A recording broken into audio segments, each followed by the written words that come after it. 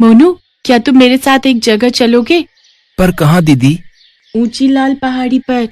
ना बाबा ना, मम्मी कहती है वहाँ तो 4 बड़े बड़े राक्षस रहते हैं, मैं नहीं जाऊंगा वहाँ। अरे नहीं पागल, सुना है वो भी हमारी तरह इंसान ही है, कोई राक्षस नहीं है। वो हमारा कुछ नहीं बिगाड़ेंगे। चाहे जो भी हो दीदी, मुझे तो बहुत डर लगता है हम राक्षसों से, मैं तो बिल्कुल नहीं जाऊंगा।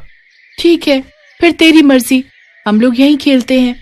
माधवपुर गांव की लाल पहाड़ी पर चमन लाल के 4 जादुई बेटे रहते थे और चारों के पास अलग अलग शक्तियां थी। सबसे बड़े बेटे भीम के पास भारी से भारी सामान को उठा सकने की शक्ति थी, फिर चाहे वो पहाड़ ही क्यों ना हो। दूसरे बेटे राघव के पास हवा से भी तेज भागने की शक्ति थी और तीसरे बेटे किशन के पास अपने शरीर को कितना भी लंबा करने की शक्ति थी। तो वहीं चौथे बेटे मोहन के पास किसी भी चीज को सुंदर बनाने की शक्ति थी। एक दिन ऐसे ही छोटा भाई किशन सोते हुए बड़े भाई भीम के साथ मस्ती के मूड में होता है। अरे अरे, सुबह सुबह क्यों परेशान कर रहे हो मुझे? चैन से सोने दो मुझे।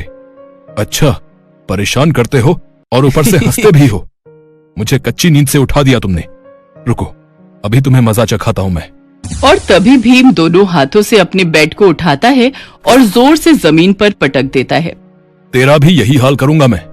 तभी किशन घबराते हुए कहता है, अरे छोड़ दो भाई, छोड़ दो, माफ कर दो, आगे से ऐसी गलती नहीं करूंगा। बस इतने में ही सिट्टी पिट्टी गुम हो गई। अगली बार से मुझसे पंगा लेने की सोचना भी मत। भैया, आपको गुस्से में देखकर मुझे बहुत मजा आता है। अच्छा, बड़ी हंसी आ रही है, बताऊं तुझे फिर से?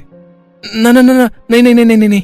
तभी मोहन भी वहाँ खड़ा ये सब देख रहा होता है और वो भी जोर जोर से हंसने लगता है और कहता है, भैया, आपका बेड तो आपने अपने आप ही तोड़ दिया, अब आप सोएंगे कैसे? रुकिए, मैं अभी अपने जादू से इसे जोड़कर सुंदर बना देता हूँ। फिर मोहन अपने जादू से उस बेड को फिर से सुंदर बना देता है। भाई वाह, कमाल कर दिया। चलो अब सब चलकर खाना खाते हैं, बहुत भूख लग रही है। ठीक है चलो, वैसे भी सोकर उठ के तो मुझे भी बहुत तेज भूख लग जाती है। इसके बाद तीनों खाने की मेज पर पहुंच जाते हैं, लेकिन वहां जाकर देखते हैं तो अभी तक खाना रेडी नहीं होता। तभी भीम जोर जोर से चिल्लाता है, राघव, अरे ओ राघव, कहाँ मर गया? जल्दी से खाना लेकर आओ, बहुत जोरों की भूख लगी है। और तभी राघव वहां जादू से पहुंच जाता है। हाँ, हमें बहुत जोरों की भूख लगी है, जल्दी से खाना दे दो। अभी लो, खाना हो या कहीं जाना हो, मैं सब फटाफट कर लेता हूँ, अभी देखो तुम दोनों। इसके बाद राघव झट से किचन में जाता है और 2 मिनट में सबके लिए खाना बनाकर ले आता है। और जैसे ही वो खाने की मेज पर बैठने लगते हैं तो राघव को मस्ती सूझती है और वो जादू से किशन की चेयर गायब कर देता है, जिससे कि किशन धड़ाम से जमीन पर गिर जाता है।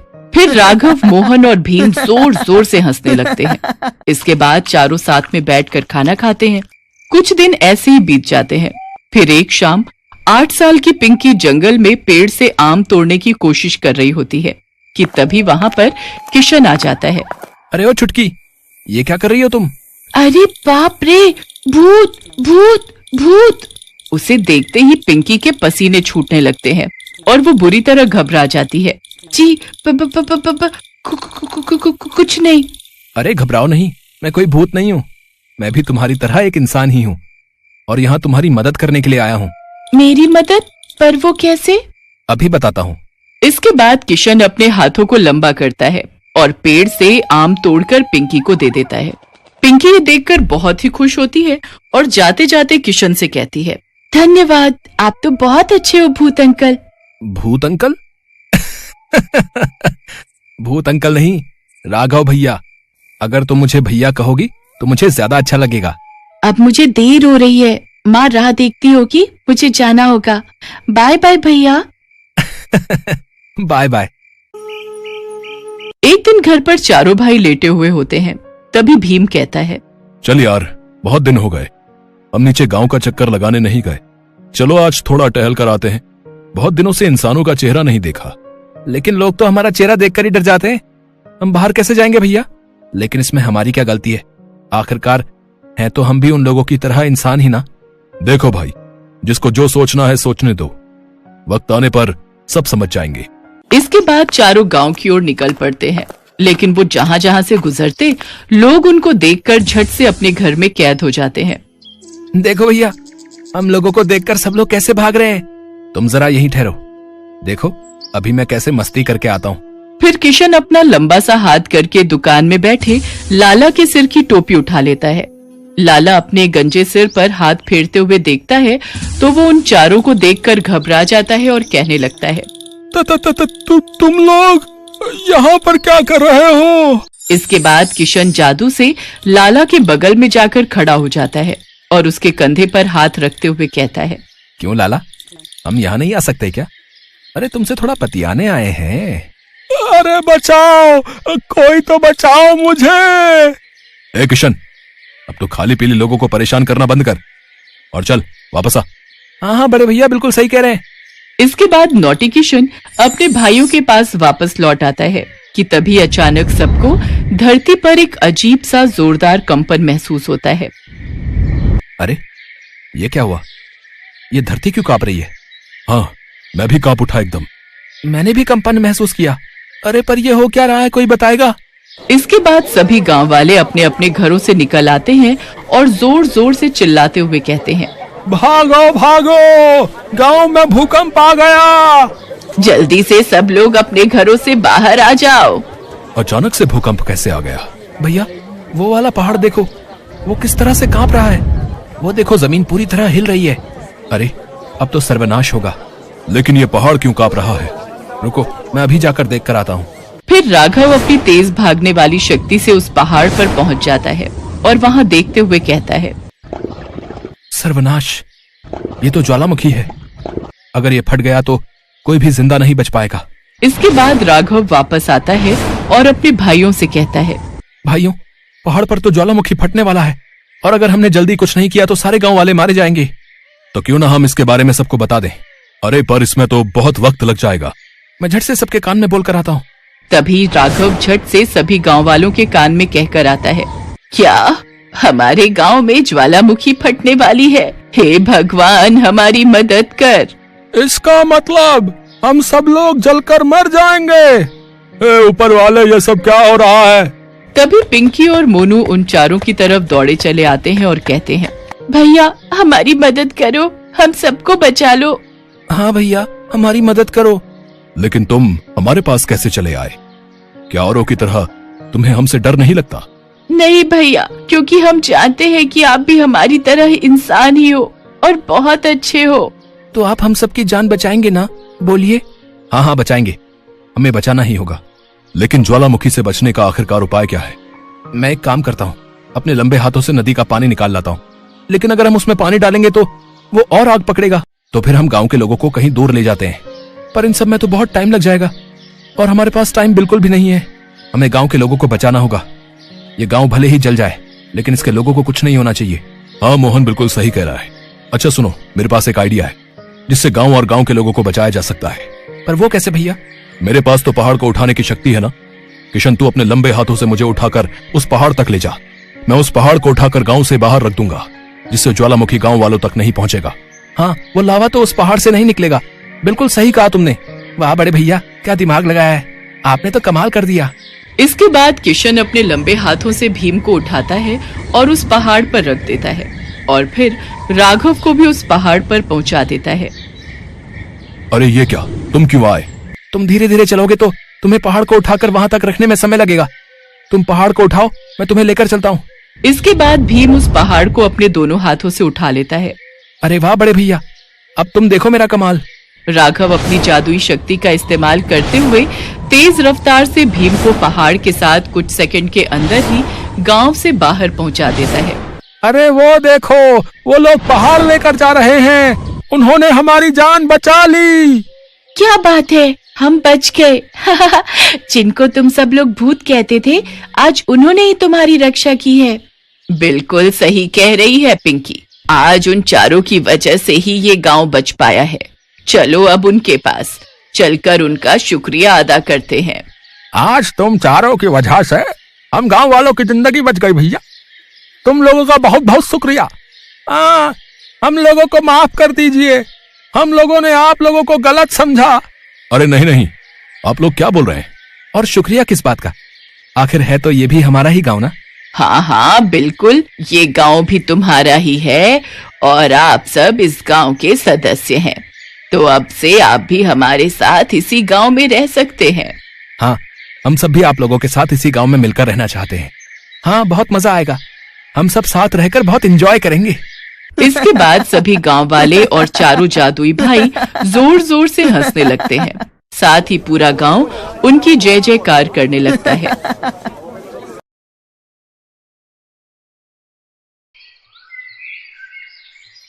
ये कहानी है हेतराम की। हेतराम का जन्म ही इसलिए हुआ था कि वो शराब पी सके। दिन के 24 घंटे वो शराब के नशे में रहता। उसके मोहल्ले में किसी को याद नहीं है कि कौन सा ऐसा दिन था जब उसने शराब नहीं पी हो। काम धाम उससे कोई होता नहीं था, तो फिर शराब पीता कैसे था? शराब पीता था अपनी पत्नी सुनीता की कमाई के पैसों से। सुनीता एक चूड़ी बनाने की फैक्ट्री में काम करती थी।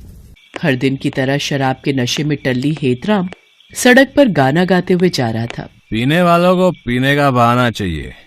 अरे पीने वालों को पीने का बहाना चाहिए। गाना गाते हुए अपने डगमगाते कदम से जैसे ही वो अपने घर में घुसा, उसकी चारों बेटियां रीमा, सीमा, मीना और पुष्पा के दिल की धड़कन बढ़ गई। वो आपस में खुसर फुसर करने लगे। तभी हेतराम ने सीमा को बुलाकर पूछा, सीमा, अरे ओ सीमा, तेरी माँ कहाँ है रे? बापू वो तो अभी नहीं आई। आई नहीं? क्या मतलब आई नहीं? रात होने को आई और तुम्हारी माँ बाहर गैर मर्दों के साथ गुलछर्रे उड़ा रही है। आने दो आज उसे, मार मार कर उसकी सारी आशिकी यहीं जमीन में मिला दूंगा। बेशर्म औरत, मेरी नाक कटा दी है इसने। पति घर पर आ गया है और वो बाहर मजे कर रही है। उसके मुंह से दारू का भपका उठ रहा था। सीमा ने अपनी नाक बंद की और चुपचाप खामोशी से अपने शराबी पिता की बात सुनने लगी। तभी सुनीता वहां आ गई। सुनीता को देखते ही हेतराम भड़क गया। आ गई आशिकी लड़ा कर? अरे शर्म नहीं आती तुझे? घर में 4 बेटियां हैं और तू दूसरे के साथ मुंह काला किए फिरती है। ये सब आप क्या कह रहे हैं? आपका दिमाग खराब हो गया है क्या? मेरा दिमाग खराब हो गया है? बदतमीज औरत है, मेरा दिमाग खराब हो गया है? इतनी रात तक तू कहाँ थी? काम पर गई थी, आपको पता नहीं है? चल बड़ी आई काम की धौंस देने वाली। ये बता इतनी रात क्यों हो गई? 100 बार बोल चुकी हूँ, काम बहुत है। अभी त्योहार आने वाले हैं, ज्यादा काम करना पड़ता है और इसके ज्यादा पैसे भी मिलते हैं, तभी तो घर चलता है। नहीं तो सारी कमाई तो आपकी शराब में चली जाती है। खुद तो कुछ करते नहीं, बीवी करे तो फालतू की बातें बनाते रहते हो। पत्नी के मुंह से ये बात सुनकर हेतराम को मिर्ची लग गई। उसने गुस्से में अपनी 8 महीने की गर्भवती पत्नी के पेट पर जोर से लात मार दी। वो जमीन पर गिर पड़ी और दर्द से करा उठी। सुनीता 5वीं बार गर्भवती थी। सुनीता तो पहली बेटी के बाद ही और बच्चे नहीं चाहती थी, लेकिन हेतराम को एक लड़के की चाहत थी। तू मुझे मत बता कि और बच्चे पैदा करने की नहीं। मर्द हूं मैं तेरा। मर्द की जो मर्जी होती है वही होता है और उसी में औरत का भला भी होता है। इसलिए अपनी जबान बंद रख और मर्द की बात सुन। अगर नहीं सुनेगी तो तेरी इस बेटी को रेल की पटरी पर फेंकाऊंगा, समझी? बेचारी सुनीता क्या करती? अब इस बात को कौन सी माँ बर्दाश्त करती कि उसके बच्चे को कोई रेलवे ट्रैक पर फेंकाए। हेतराम की धमकी ने सुनीता को एक बच्चा पैदा करने वाली मशीन बना दिया और एक लड़के की चाहत में सुनीता ने 4 लड़कियों को जन्म दे दिया और वो 5वीं बार भी गर्भवती हो गई थी। सुनीता दर्द से करा रही थी, लेकिन हेतराम को उससे कोई फर्क नहीं पड़ता था। वो तो अब भी नशे में बड़बड़ाए जा रहा था। जबान चलाती है? मेरे सामने जबान चलाती है? अरे शुक्र मना मेरे जैसा सीधा साधा पति तुझे मिला है, नहीं तो तेरी इस बदजबानी पर तेरी जान ले लेता। ये कहकर उसने फिर से उसके पेट पर मारने के लिए अपना पैर उठाया। ये देखकर चारों बेटियां भागती हुई आई और अपने पिता के आगे रो रो कर और गिड़गिड़ा कर कहने लगी, बाबा बाबा माँ को छोड़ दो, भगवान के लिए माँ को छोड़ दो। अगर आपको मारना है तो हम सभी का गला घोट दो, क्योंकि आपको हमसे दिक्कत है ना। आप हमें मार दो लेकिन माँ को छोड़ दो। अपनी माँ का बचाव करती बेटियों को देख नशे में धुत हेतराम ने कहा, जान से मार दो? अच्छा ठीक है, जान से ही मार देता हूँ आज तुम लोगों को, ठीक है। उसके बाद उसने कोने में रखे झाड़ू से चारों बेटियों को तब तक मारा जब तक वो थक कर चूर नहीं हो गया। उसकी बेटियां दर्द से कराहती रही, लेकिन उसके अंदर तो दिल था ही नहीं।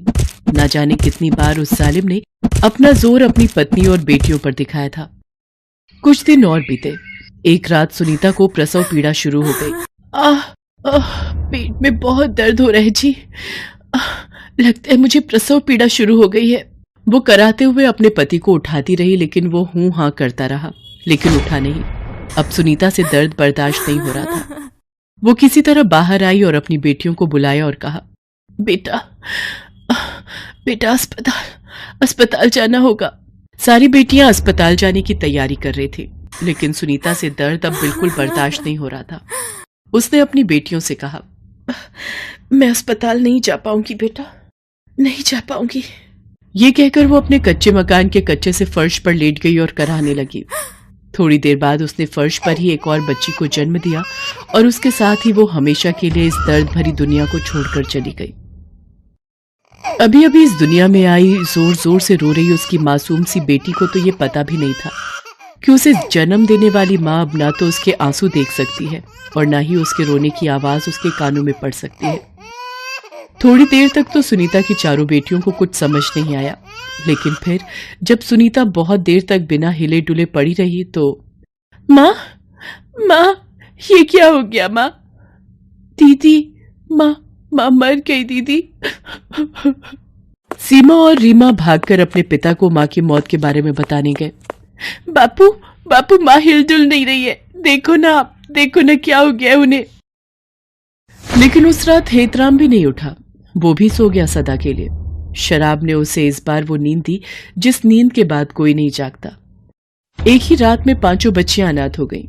नन्ही सी अभी अभी इस दुनिया में आई मुन्नी भूख के मारे रो रही थी, लेकिन घर में कुछ था कहां जो उसे मिलता।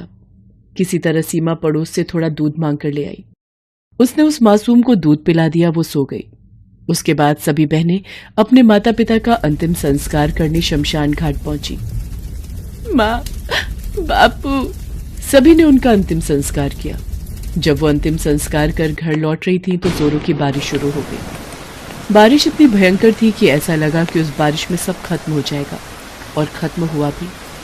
माँ बाप तो उन 5 बच्चियों के चले ही गए थे। उनके घर पर बिजली गिर गई और उनका कच्चा मकान जलकर खाक हो गया। चारों बहनें जब घर पहुंची और अपने घर का यह हाल देखा, भगवान हमें क्यों छोड़ दिया? अरे हमें भी मार दो ना, हमें सब छीन लिया, सब कुछ बिना गलती के हम सभी को जीवन भर की सजा दे दी। अरे मार दो। कहाँ ऊपर वाले, आओ सामने, हम नहीं डरते तुमसे, हमें मार दो। पूरी रात बेचारी वो बच्चियां एक पेड़ के नीचे रोते हुए बिताती हैं। सुबह उसकी छोटी बहन फिर से रोने लगी, लेकिन बार बार तो दूध मांगकर नहीं पिलाया जा सकता ना। कहाँ से लाए इसके लिए दूध, हम कहाँ से लाए? बहुत खराब किस्मत लेकर आई हो तुम मेरी बहन, बहुत खराब। सभी बहनें कुछ काम करने का सोच रही थी, क्योंकि बिना कुछ किए जीवन की गाड़ी तो चल नहीं सकती थी। और उसी की तलाश में अपनी छोटी बहन को गोद में उठाए वो चली जा रही थी।